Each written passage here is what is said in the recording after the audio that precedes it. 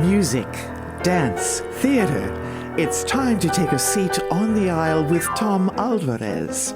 Hear from performers, producers, presenters, and creators who enrich our lives in the performing arts. Who's on stage? Here is Tom Alvarez to introduce you.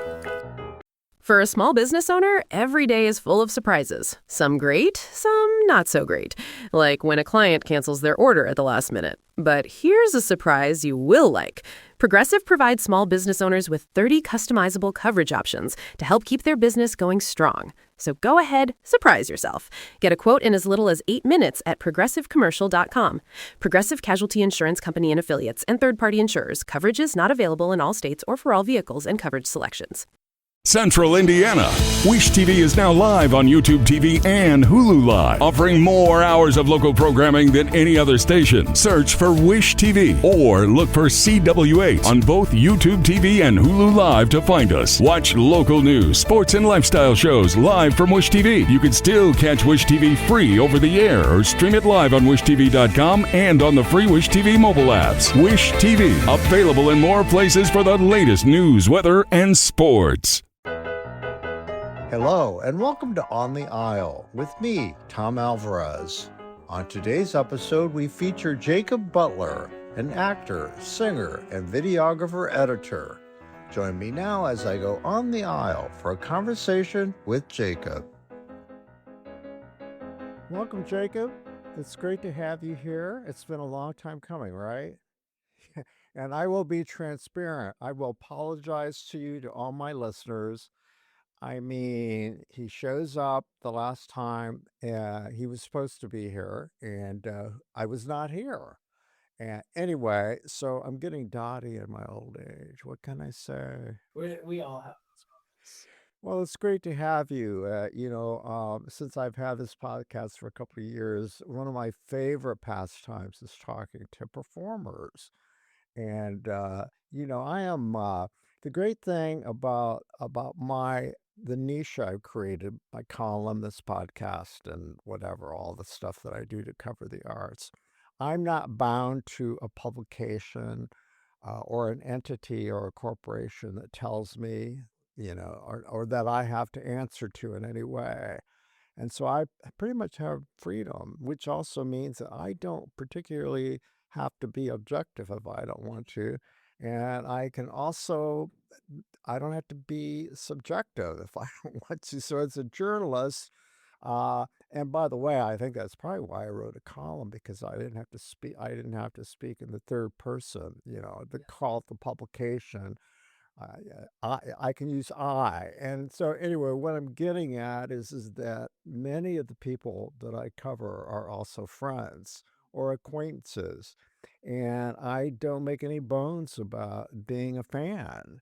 And so, I've been a fan of yours for a long time. I've seen quite a body of your work. We'll get into that later. And I think the first time I saw you on stage was in The Hunchback of Notre Dame.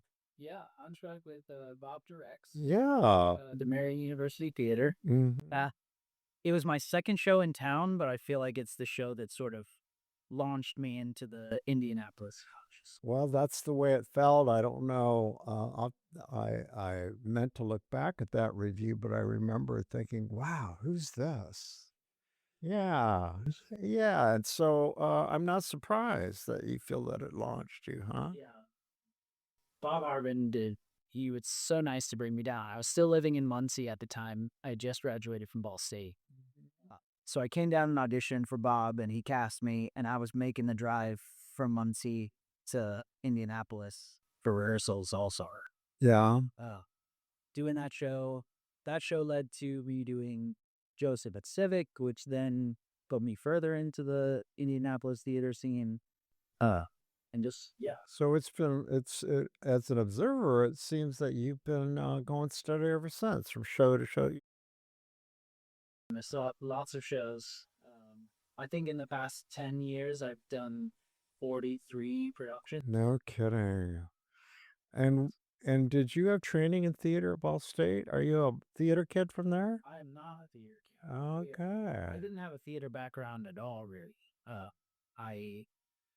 in elementary school, I did choir. I was part of the Cincinnati Boy Choir for 2 years, and then transitioned into playing alto saxophone in middle school and high school. Uh, and then it just really wasn't on my radar to get musical theater a shot. I went to college for video production.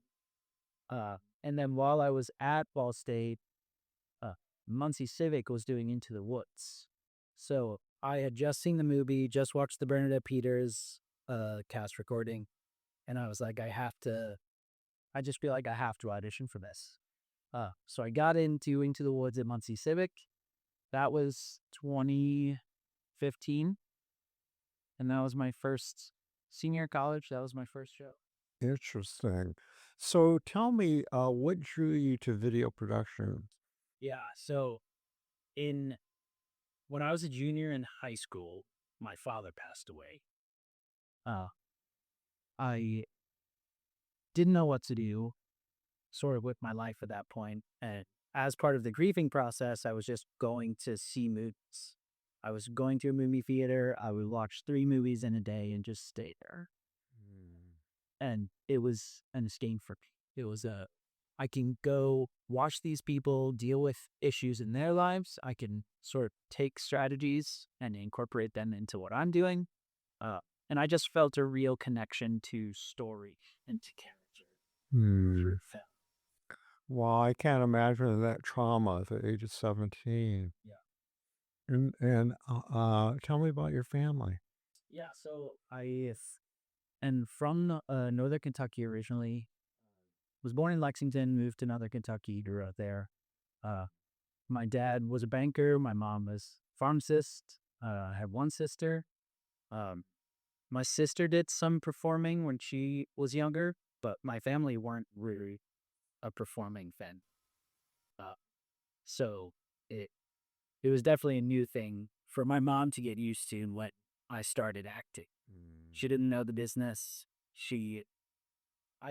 As a pharmacist, I think was a little worried Yeah. what that career looks like, where the money comes from. But my sister and my mom and my stepdad. How old was your father? He was 49. Okay. So he never got to see you act on stage. Nope. Do you think about him when you're on there? Yes. I think there are definitely shows that are special that I think about and more and You think?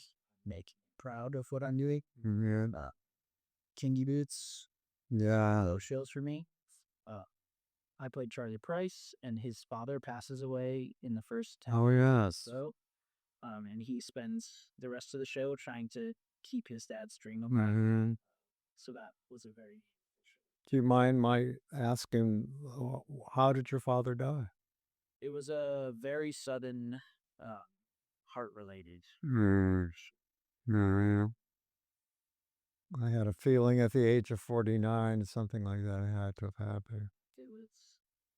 It was one of those weird things that, like, I think it was a Saturday, he coached my indoor soccer team, and man, we went out to an Applebee's or something after the game and all just hung out and had some food and drinks, and like not drinks for high schools, but just got to sit around and have a conversation, and then the next morning he passed. Oh my. Making it even more shocking for you. Yeah. Okay, so you made your way to Ball State. Why Ball State? So when I decided my senior year of high school that I wanted to pursue video, I started looking for programs sort of in the Midwest, Kentucky, Ohio, Indiana area. And the two that really stood out were Ohio University in Athens and Ball State.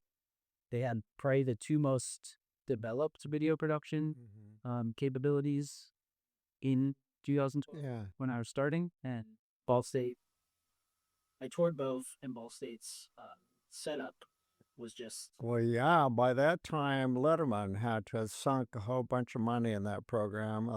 For those who don't know, David Letterman is a graduate of Ball State, and I believe, did he study radio or broadcasting there? I think, yeah, using the That's where he... communications department. Okay. Okay.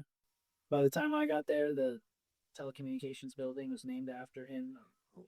Lots of Well, I just recall what he would always talk about Ball State. Their funding went through the roof. So he really, I mean, he's partially responsible for their branding, wouldn't you say?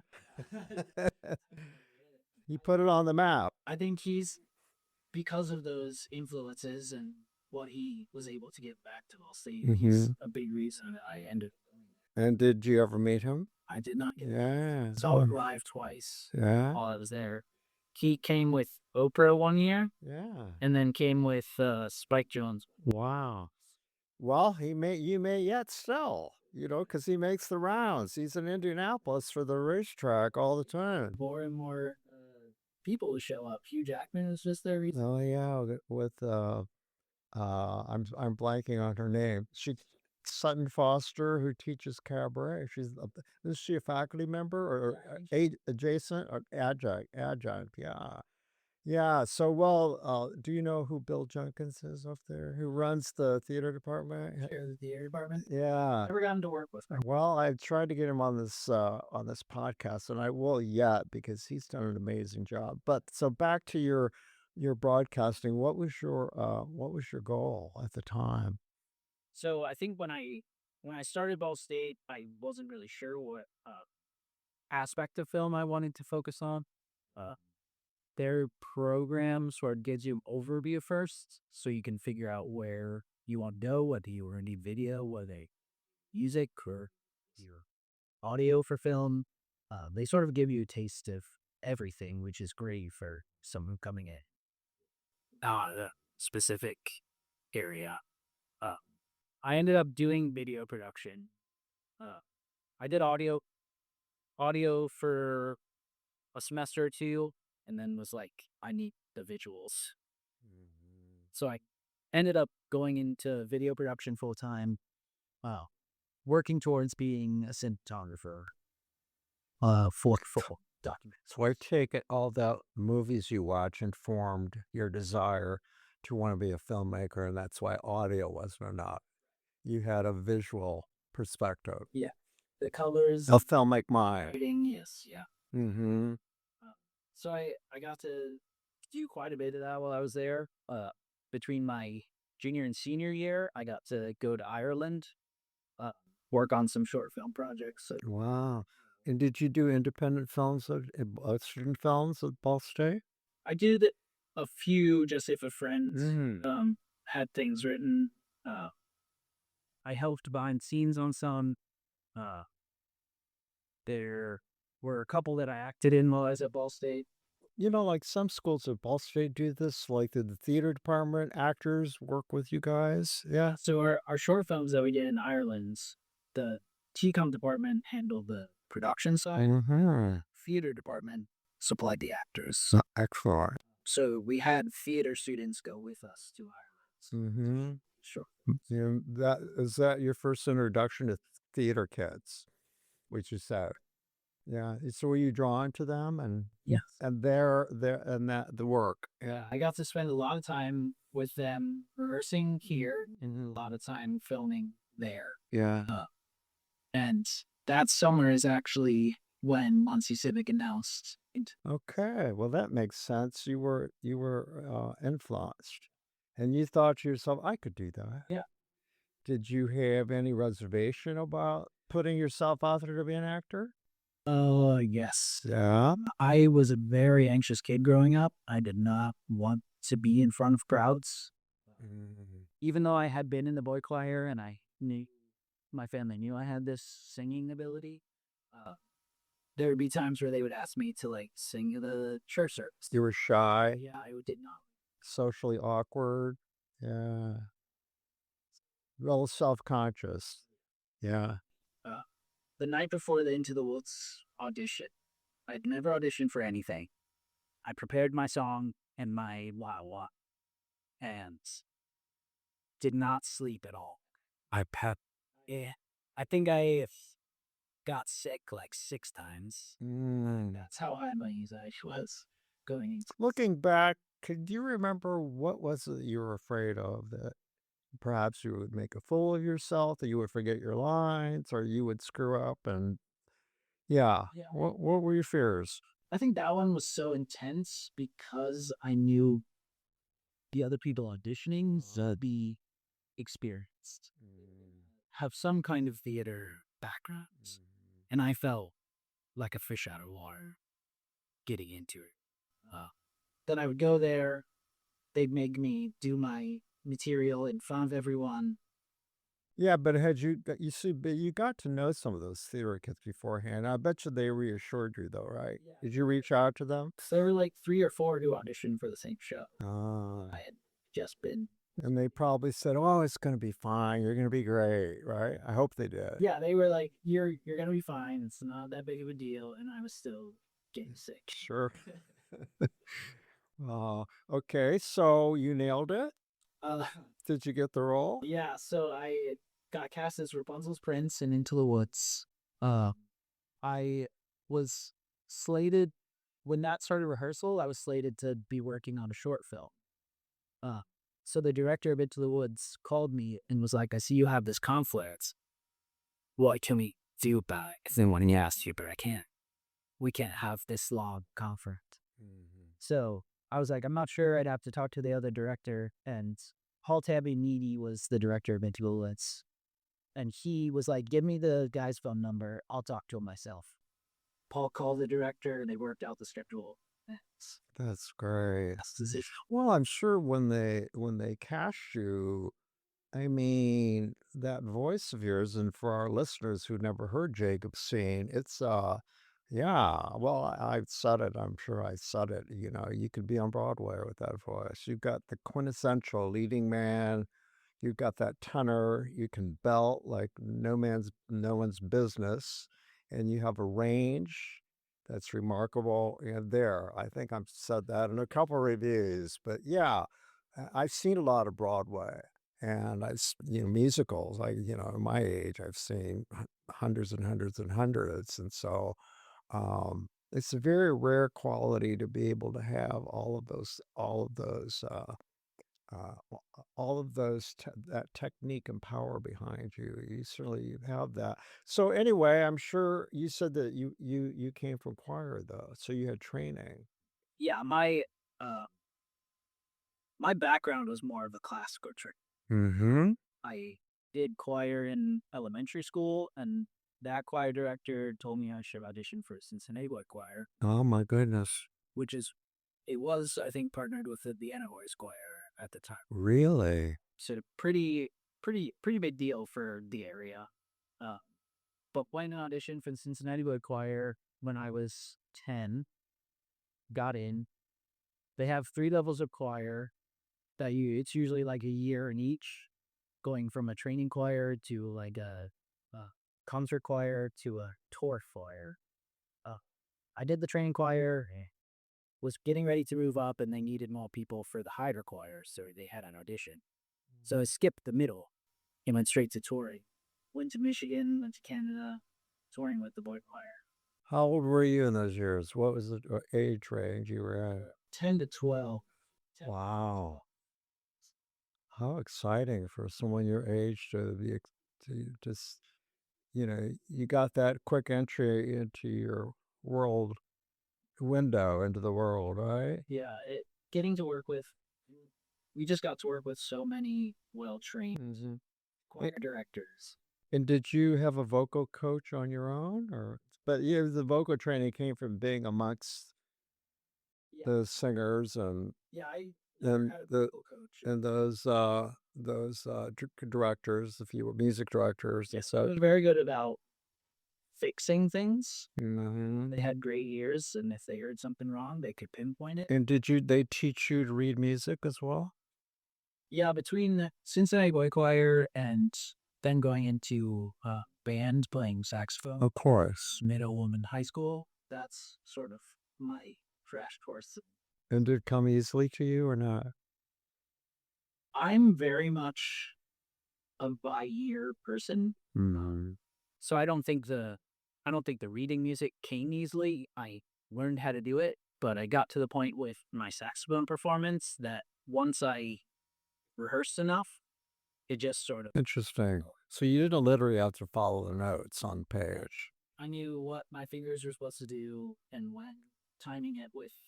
So many musicians have worked that way over the years. Yeah. And It's just like a feeling of something. yeah. Yeah. Well, it's an innate talent. And, reading notes is, obviously the icing on the cake. But yeah. So, okay. So, you found yourself so you graduated with a degree. Okay. Well, here's the thing about all that. I started out in theater. I ended up in broadcasting.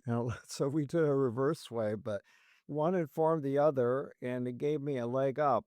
Theater gave me a leg up in broadcasting, and I bet you coming from broadcasting gave you a leg up in theater, right? Yes. They're related. They're and also broadcasters like podcasts.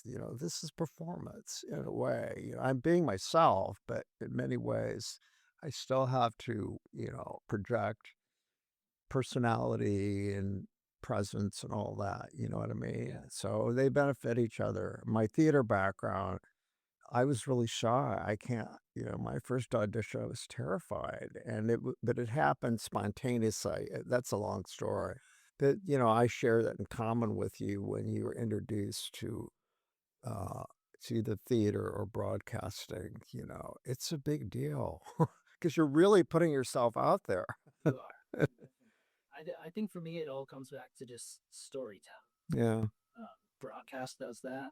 Theater. And the same with broadcasting and movie making. If you're putting your vision out there to be judged, it's tough going. It really is. And you leave yourself open to whatever people want to think about or tell you about it, right?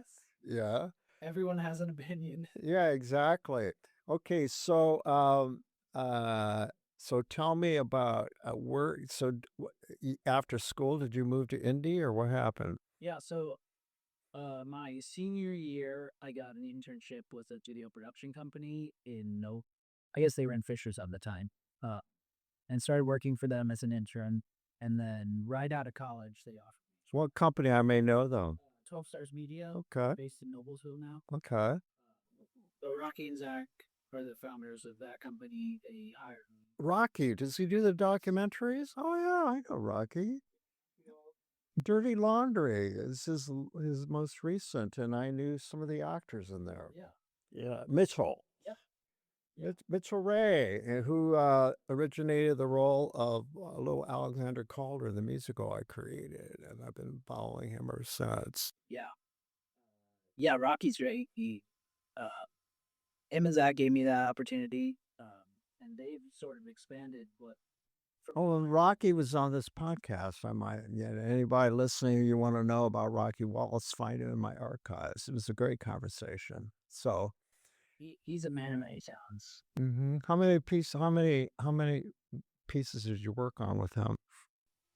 So I was on staff for them from 2016 to 2018.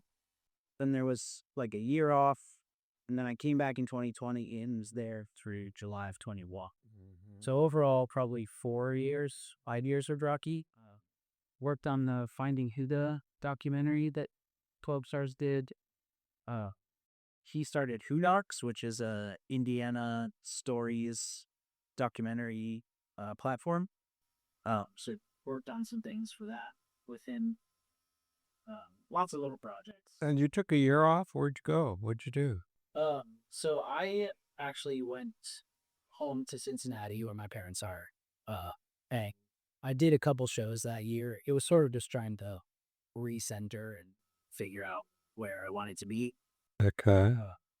But I did a show in Hagerstown, Indiana, with Meadow Creek Players that year, and did Adam's Family with the Cincinnati.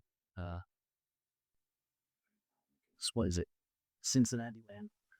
I've never reviewed. I've never seen anything at Meadow Creek. I don't know much about it. Where is it? So it's.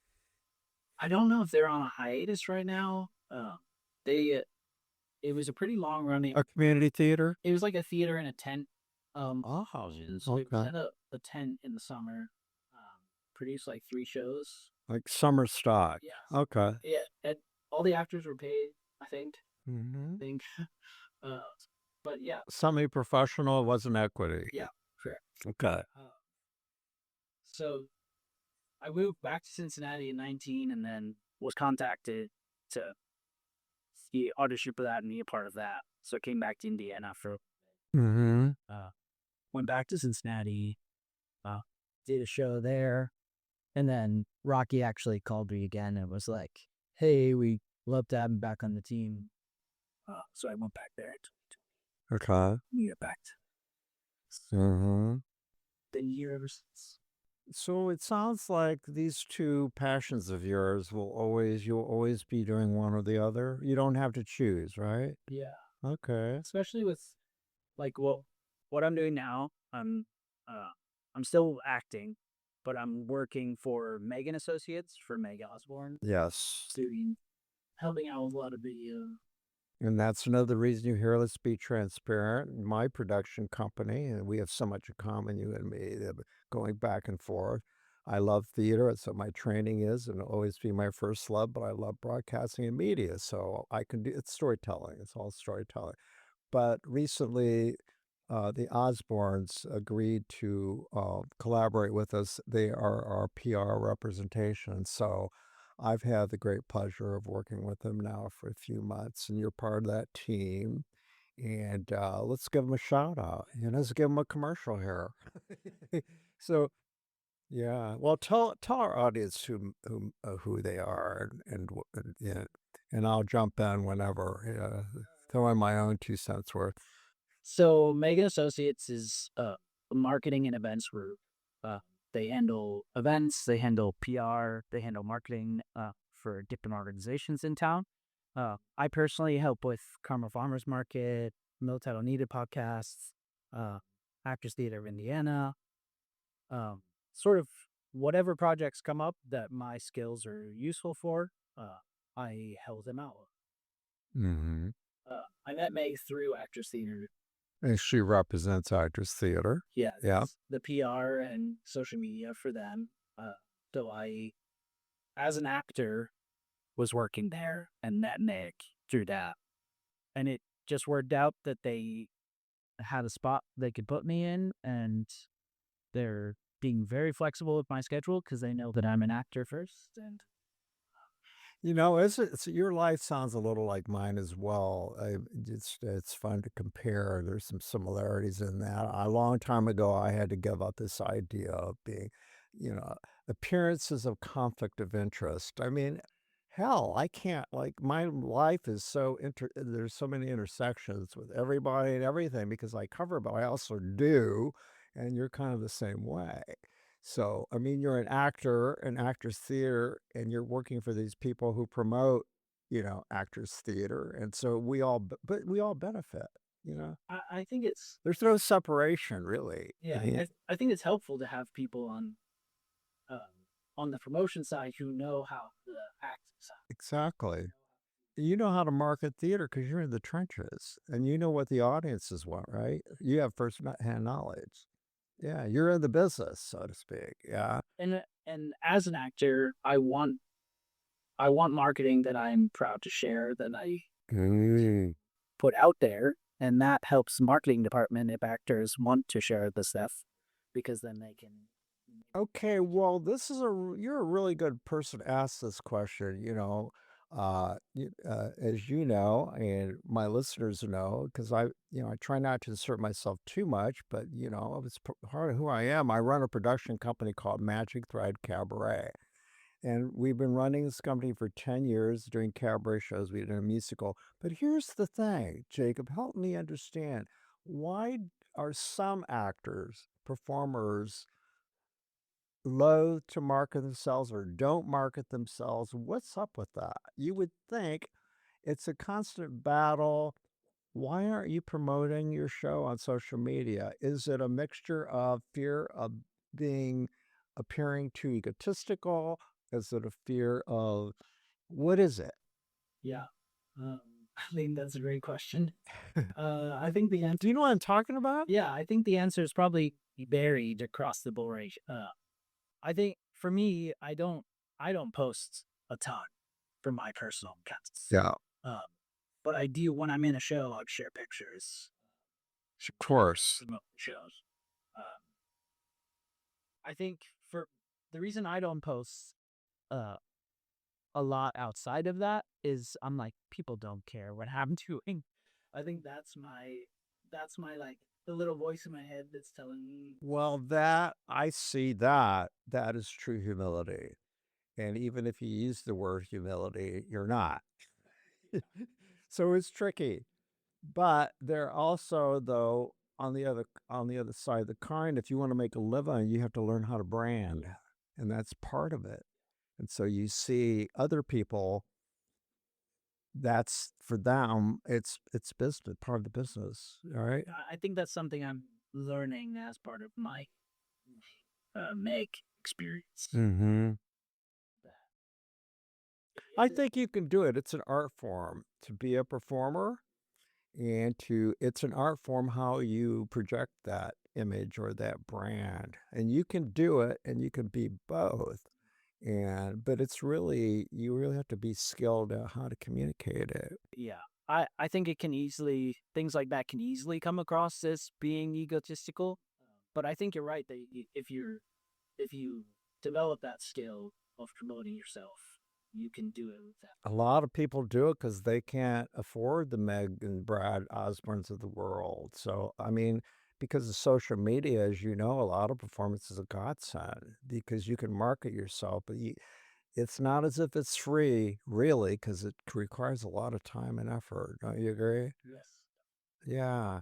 So, but you're cool. I feel you have a brand, and so I think that you've been able to establish that just by way of the work. So you're one of the lucky ones because it's just the work that draws people to you. They don't need to know everything else that, on a consistent basis. But then again, those who brand that way, it just depends on what their scope is, right? Or what their goals are long term, to work their way up to fame, right? Okay. I have been very lucky with the work I've gotten. And because I don't promote when I'm outside of shows, since I've been lucky enough to be doing a lot of shows, I have been able to share pictures, share sort of the process. What do you think about what I just brought up, the whole concept of when you're a performer and humility? Uh, for me, it has a lot to do with uh, your relationships with people in general and the people you work with in the theater, treating everyone with kindness, the whole diva sort of thing. You know what I'm talking about? Yeah. What are your thoughts about that?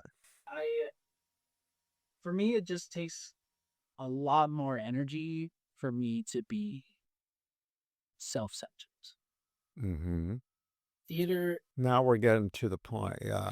theater and media, broadcast, film production, it's such a collaborative art. You have to work together with everyone around. You have to work together with the other actors. You have to work together with the stage manager. And everyone plays an important part in the theater, in video production, and that's my whole background. It's collaborative art. And that is ruined by being successful. By being only focused on yourself, you are losing the point of, Mm-hmm. Well, it doesn't take much of it. I mean, I'm kind of an armchair. Well, I've had a lot of therapy. I talk about this all the time. And what I learned in therapy is that it all stems from insecurity. And once you do some work on yourself and find out who you are, it all slips away. You realize how phony it is or how superficial it is.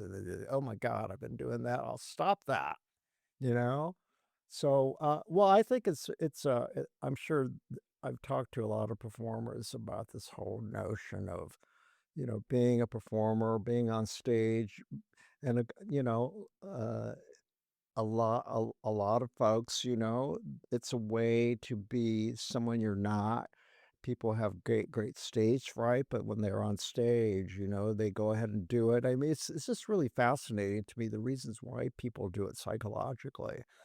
some do it because they want to have a voice, and yeah, they're very shy and very introverted. Others are just like, put me out there, I can't wait to be dead center in the stage and own the stage. It's all different. Haven't you found that your experience working with performers? Yeah. I think that part of the to go back to my sort of origin story with theater, I think part of the reason it clicked was for a reason you just said, that off stage, I can be an anxious person, but as soon as I step on stage, I'm not myself. I go from being Jacob to being Rapunzel's prince, who is confident, egotistical, uh, ridiculous, and just get to be that person for to Yeah, and see, that's something I love about performing myself. I'm an actor myself, but that's what I love, the idea that you can take your own failings and your own quirks and all of that stuff, and you can use that for another character. It's really it's that's the art form, right? The artistry of it, yeah. Where you draw from. the three people that I credit with getting me into this business of theater, Paul Tabinigi, who directed Into the Woods, John Bessel's. He's the first vocal teacher. He was the first person I privately took voice lessons for. And I credit him a lot with my technique now. And then Beth Turcott, who taught at Gall State for a long time. She was in Into the Woods with me, and I just learned so much from her. And her teaching style was that sort of, what are you drawing? So you didn't study formally like Stanislavski or the Meisner or any of that? No, Yeah. my girlfriend with Logan went to school for theater. Mm-hmm. So she has that sort of educational theater background. And I do not at all. So she'll mention a name, a theory of theater. Memory or technique, memory recall. Yeah. So John Vessels, Mr. Vessels, I just saw his character. I'm blanking on his character's name because she was in Singing in the Rain. Yes. But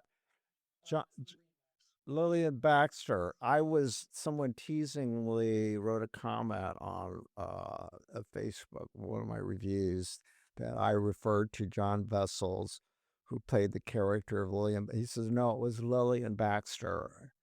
John Vessels doesn't exist. It was, yeah. So, and I also saw Lillian's Christmas show at the White River Cabaret a couple of years back, and yeah, he's something else. So he's your mentor. How did that happen? So the director of Into the Woods, his wife, Jonna Tabby, and John are best friends. Okay. During Into the Woods. Does he up at Ball State now teaching, by the way? Before I forget, John Vessels, or did I get that wrong? He was teaching there when I was there. Oh, okay. He isn't anymore. Okay. But so the director's wife and John were best friends, and she, after seeing me in Into the Woods, recommended that I start. Have you done Into the Woods since then? No. Oh, I love that show so much. I never, ever tire of it. I've seen a lot of productions of it too, but yeah. Yeah, you like Sondheim? Yes. Yeah, I bet. Into the Woods is the only one I've gotten to do. So yeah. That's one of my companies on my bucket list. Sunday the Part with George is on my bucket list. The key, just everything is so good. Yeah. Let's talk about some more of your shows. I saw Hunchback of Whatever happened to Bob Harbin? Update me. I think he's working at. I think he's just doing some board stuff. So what? Oh, he's not directing anything anymore? I don't think he's done a show. I think they did. So I did Hunchback in 2017, and then I did a Christmas show with Bob in 2018. And I've seen him occasionally, but I haven't seen him in But he's still around. Yeah. Okay. I've lost touch. Yeah. I'll have to have him come on. Yeah. Yeah, he's got some great stories. He's got a crazy backstory. No kidding. Hollywood? His cast, yeah. Yeah. Casting for a long time. That's right. In LA. Yeah. Okay. Yeah. I've written about him. I'll have to go back and reread some of that stuff. Okay, so let's talk about some of your other shows then. There's Hunchback.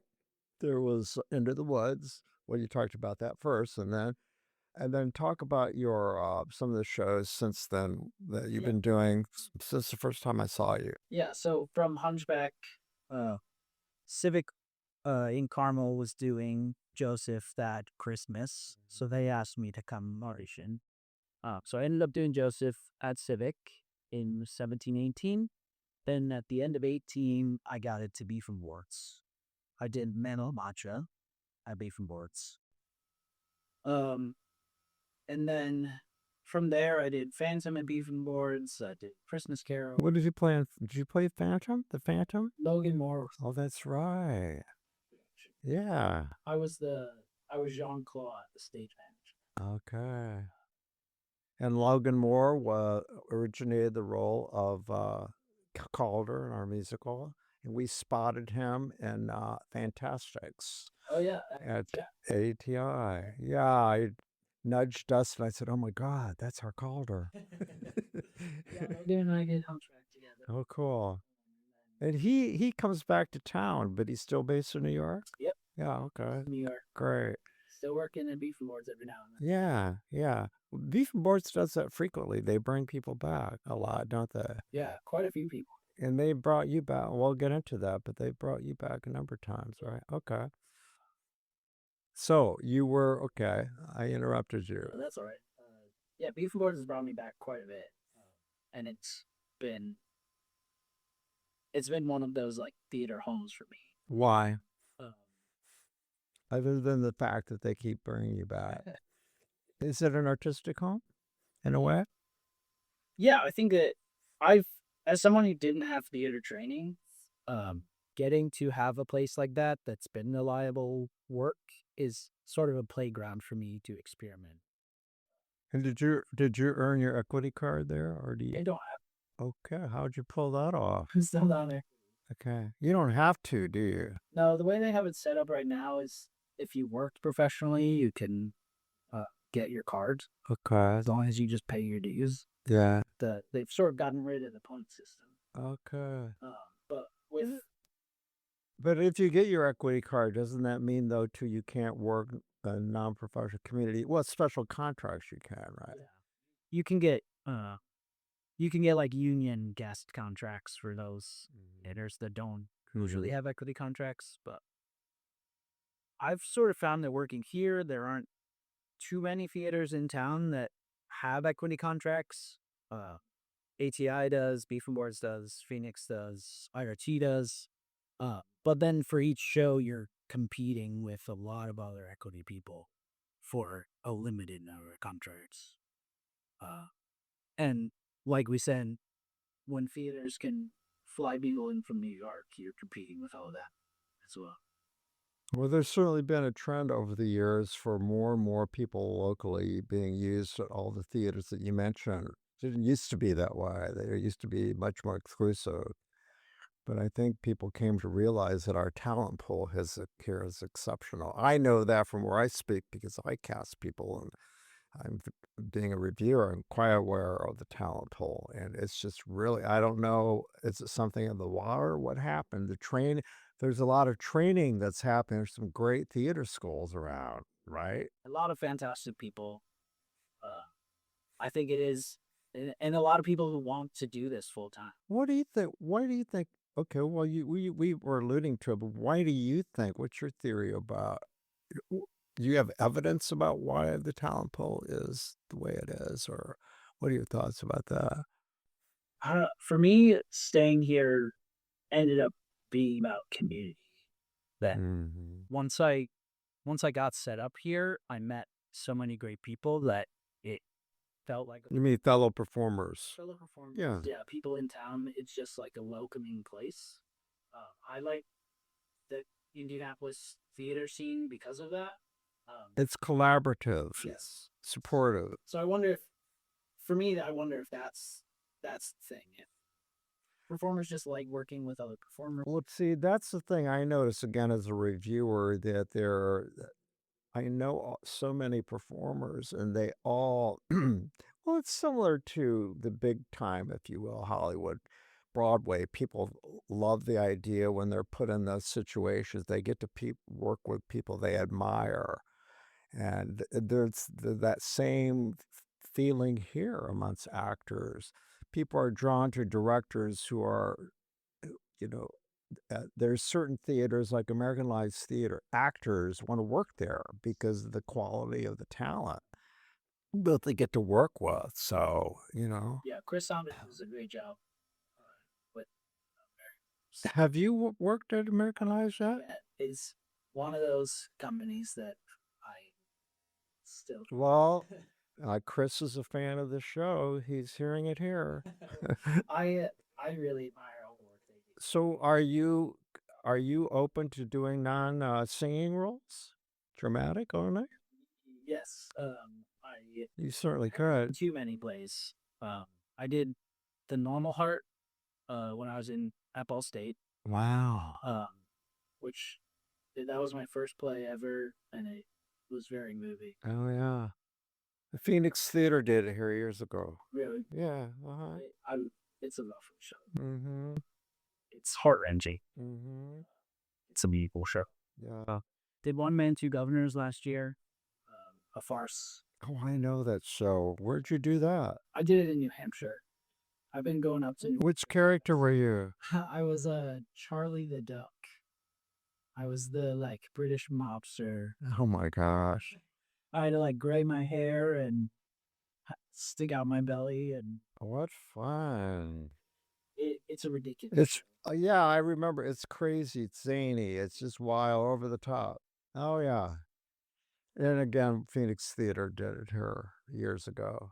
Yeah. Again, so much fun. Yeah.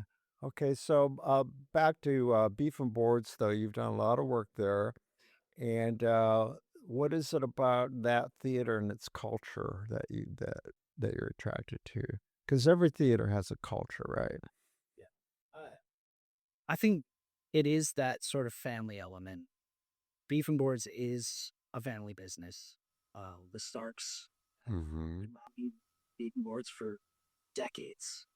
Ed Stark, 50 years. Yep. They're coming up to their 50th, aren't they? I think they're in 54. Oh, are they? Oh, wow, they surpassed it. Yeah. Doug and Liz and Nick and Josh Stark. Suzanne's not involved. I don't think she's involved anymore. Well, she is their mother, who we're speaking of, and one of my favorite actors as well. Yeah. Mm-hmm. I've been in one or two shows with her. It's such a delight. And she's just one of those character actors. Everything I've seen her do, I believe, So, yeah, I think it's a family atmosphere over there. it seems like they've got it down to a science, the way they operate that place. Their structure, everything, not only the food, but I'm talking about not only the stage or the productions, but everything, the whole everything, the brand. Yes, and they're constant around. There is always something going on there. They do shows year round. The crossover for the shows is 3 days of dead space. Because you close on a Sunday, they flip the set. The next show opens the following Thursday. I don't know much about the behind the scenes. I presume you all rehearse there in the theater. So they now have a rehearsal space right next door. Really? So they bought a building, and it basically recreated the stage. I didn't know that. So we go over there and rehearse with all the set. It's not in those triangles, those the pyramids. It's not. You're talking building a little closer. Okay. But wow, who knew? I didn't know that. You're rehearsing with the full set, full props, all that stuff in the rehearsal space, and then the Monday before the show opens, Mhm. get into the theater. Okay. I'd space it out then and had the lights, have the costumes. Okay, I've never been backstage. The restaurant part has its own space, or the kitchen, right? Is that next door to the quote actor's space, or how's that work? You're not amongst pots and pans and steam tables and stuff. So the actors' sort of dressing room areas, stage left, Okay. and then the kitchen is stage right. Okay. And then there's like a backstage crossover. So you can. Well, at some point, do you have to dodge when they roll the steam table back out? Well, luckily they pull the last cart at like half hour. Okay. So by the time we're getting back there, they've cleared most of the things. You know, that's one of my favorite parts, is sitting there waiting for the show to go on to watch. It's very dramatic, and Lights go. yeah, the buffets are rolled. Well, they roll them out. They leave one for all the people showing up later. The people want to keep feeding and all that, and then they roll them back. The stage comes out, and yeah, it's very cool. It's very cool. So, what's it like backstage at Beef and Boars? Any different than any other theater? Beef and Boards is the only place that I've worked that has a stage like the one they have. Yeah, It can roll back and forth, and it has a revolve. yeah. So there's anytime that happens, there's a crew member behind the stage. Mm, Like, yeah. mm. And then there's a rear projector to get the backstage screen. Yes.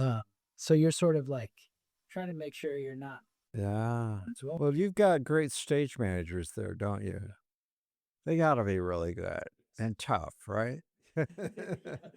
Make sure you're staying on. They're like Marine Corps drill sergeants, the best ones that I've worked with. They don't take anything from anybody. Yeah.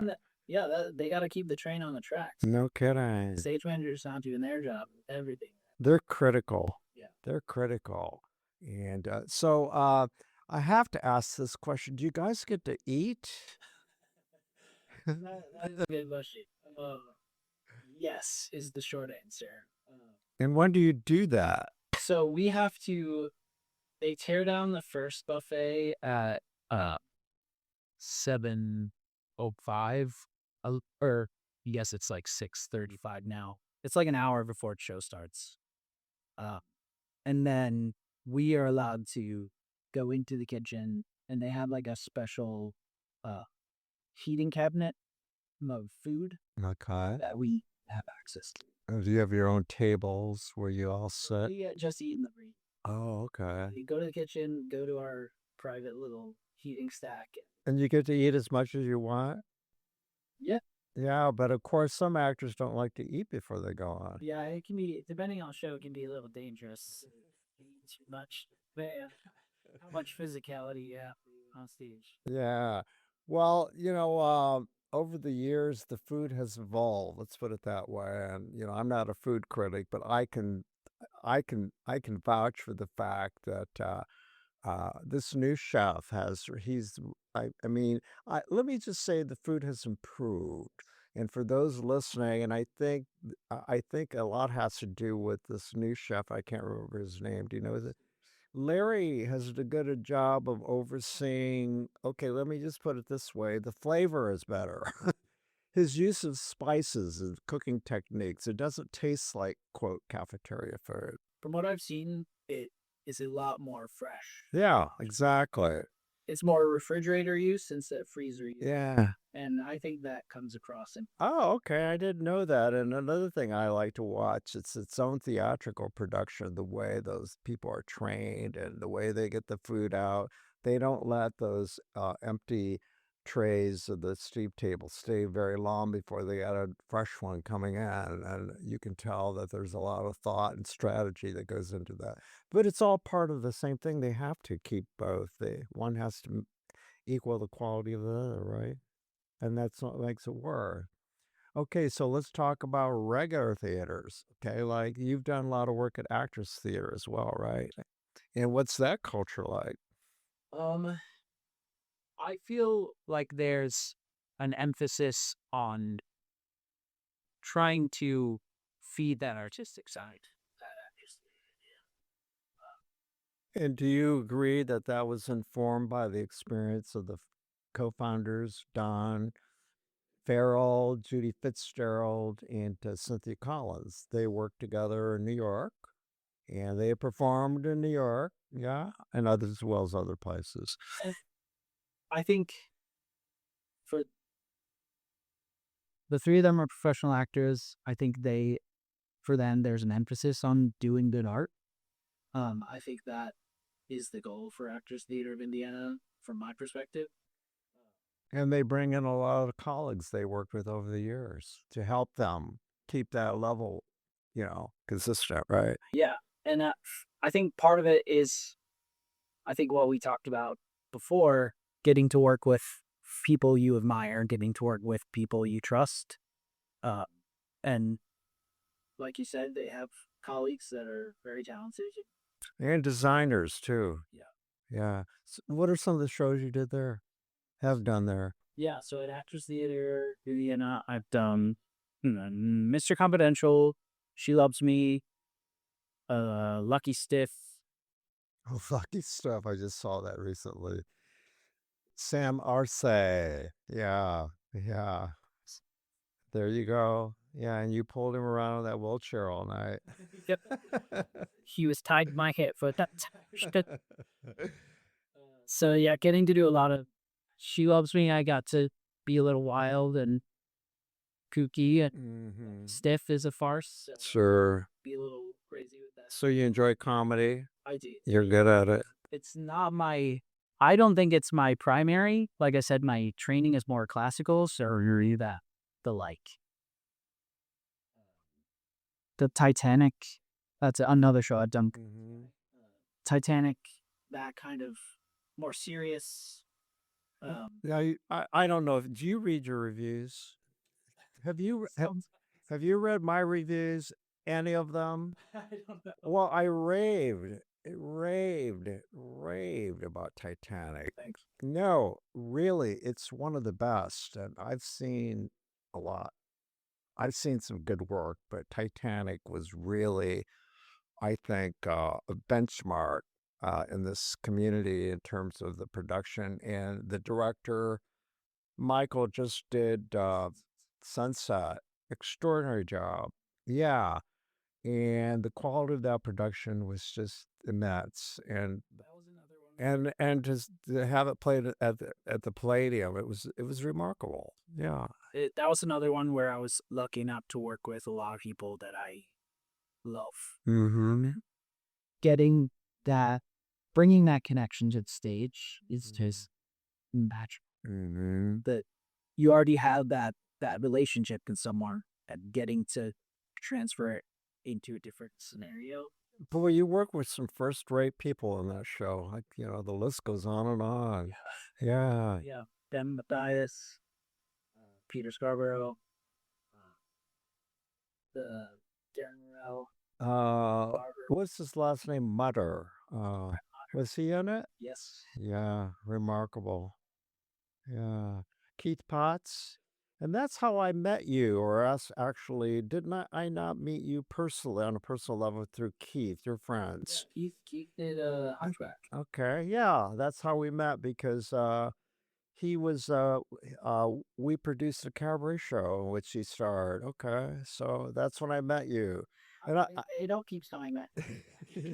well, here's the thing too. I have to share with our listeners. You're quite an actor, and I can see over the years how you've grown. Would you say you have grown, and you're not afraid to try new things, right? To grow as an actor. That's been part of my sort of education. Yeah. Didn't have that background. Yeah. For me, every show I do is a class. Yeah. It's a chance for me to learn something from another one of the actors. Okay, I'm going to put you on the spot. I'm going to give you an ambush question. Here it is. You ready? Okay. Well, I have to tell you, whenever I think about it, it just amuses me to no end because I've watched you and I tried not to take it personally, but I was so disappointed.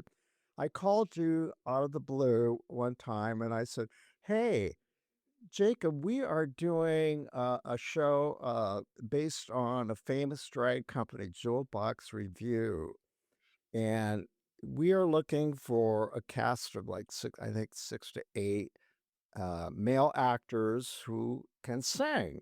And by the way, these are drag queens, so it's a tribute to a famous drag queen who toured the country, billed themselves as straight and married, but that was the deceit. But they were actually mostly gay because back in those days, and by the way, if you wore women's clothes, it was illegal.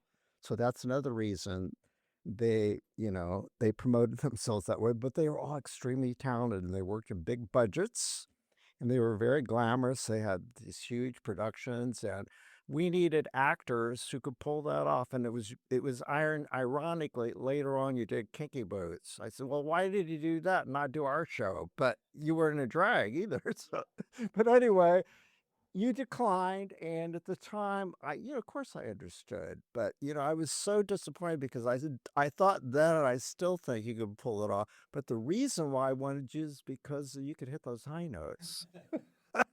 No, Because I had seen you do Rocky too, yeah.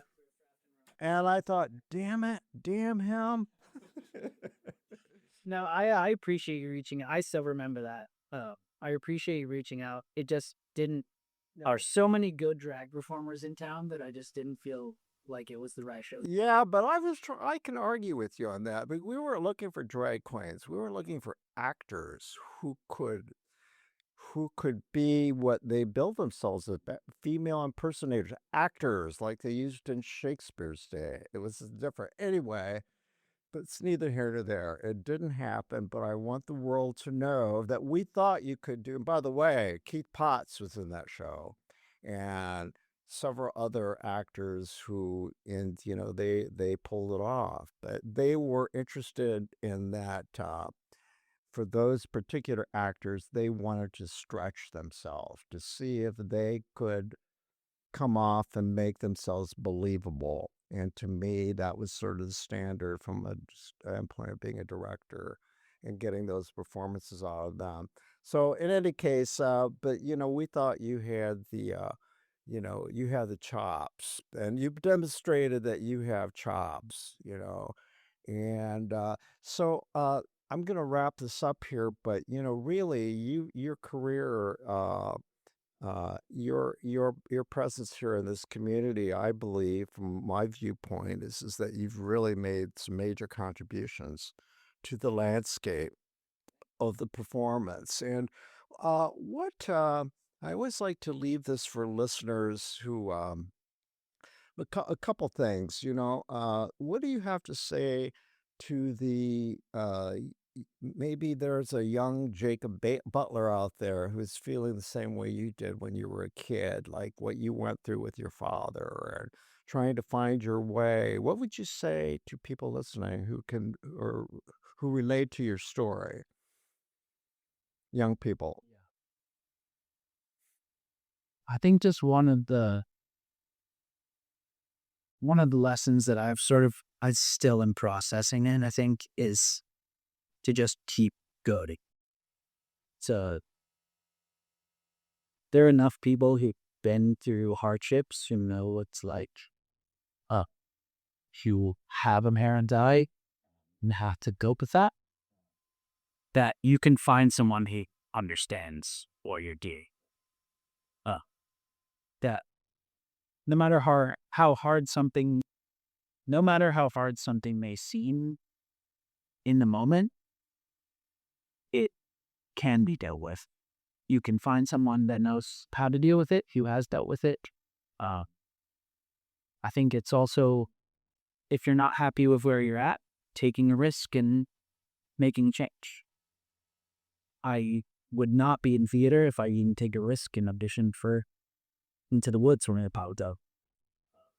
Or it's just listening to yourself and finding people who can help you get. So What about young people out there considering either a life in broadcasting or theater? And do you agree you can do both? I think if you're going to do theater, you need to have something else. Mm-hmm. Even people on Broadway are still. Mm-hmm. You got another marketable skill. Yeah. So I think that variety helps. That's sort of my, I guess, Sure. theater advice. If you do theater, make sure it's the only thing you picture yourself doing. If you can picture yourself doing anything else, theater's going to take a log out of you. It's hard work to fight for these jobs. There's a lot of rejections. Yeah, I've been saying, I'm gonna leave on this. What's your opinion or your thoughts about? There's a lot of talk, especially in the entertainment business right now, about AI, and but I recently on this podcast I talked to a producer, Tony-winning Broadway producer Michael Lamon about AI, and he said, "Well, the thing about AI is going to help the theater because we can promote ourselves as you cannot duplicate the live theater experience. It's impossible. So, if anything, theater is not going anywhere." Movies, that's another thing, or television even, or audio or anything. But so what are your thoughts about live performance and why it's special? You've been exposed to live performance being an actor and taking all that energy. But in general, what can you say about live experience to people listening and why it's so special? Yeah. I think to reinforce what you said, it's just something that can't be duplicated. You can't just go watch a theater performance on a screen. It's not the same thing as being there in person, getting to see these people in the flesh doing what they do best. It's every performance is different. You get sort of a different reaction from crowds. Actors are feeling certain ways on certain days. There's just an atmosphere, a feeling you get being in person that you will not ever be. Every show is a once in a lifetime experience, isn't it? It can't. If someone was not there that night, they will not know exactly what it is. Every performance, no matter how good the actors are, they're not going to do the exact same. That's human. You have conceit there. You're not going to get the exact same show. Yeah. Well, it's been fun. I'll have to have you back because what we didn't touch on were backstage stories. And I'm sure you have lots of fun backstage. In fact, there's a famous comedy, Noises Off. Have you ever heard of it? Maybe they'll bring it back. You would be good on that. You know the show? It's about all of this drama that goes on backstage, and to talk about egotistical actors and prototypes. It's so much fun. Okay, well, listen. By the way, what are you working on now? What are you in next? What can we plug? So my next thing is actually out of town. Ah, I'm going to Whitefield, New Hampshire, to Weathervane Theater.